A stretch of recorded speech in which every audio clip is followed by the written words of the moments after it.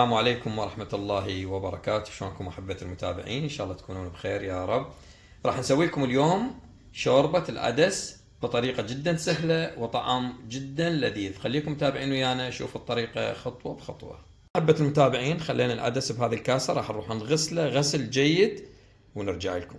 أحبة المتابعين، بعد أن غسلنا العدس راح نقيس بنفس القلاصات اللي قسنا بها العدس، نقيس بها 3 مي، 2 عدس 3 مي. وهسه راح نروح نخليه على النار.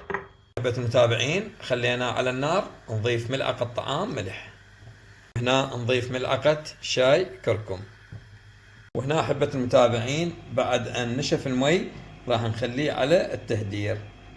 هنا أحبة المتابعين بعد أن استوى، شوفوا ما شاء الله شلون صار. هسه شو نسوي له؟ هذه انهرس، شوفوا بسرعة انهرس. هسه راح نضيف له مي، شوفوا أحبتي شلون صار، بسم الله ما شاء الله كلش انهرس. هنا أحبة المتابعين نضيف المي تقريبا من 6 قلاصات إلى 7، 6 7 تقريبا. هنا أحبة ضفنا المي، شوفوا حركناه وخلطه خلط جيد. أحبة المتابعين، خلينا الشوربة على نار عالية. أحبة المتابعين، خلينا هذا الدهن بالطاوة، هسه بس يحمى نخلي عليه البصل حتى نضيفه على الشوربة. أحبتي راح نضيف البصل. هنا أحبة المتابعين نضيف هذا تقريبا جزرة كبيرة، نبرشها ونضيفها. هنا أحبتي هذا اختياري، نضيف كيس اندومي نكسره ونضيفه، ونضيف وياه بهاراته هذا مال الاندومي. هنا أحبتي هسه نضيف البصل والدهن اللي سويناه.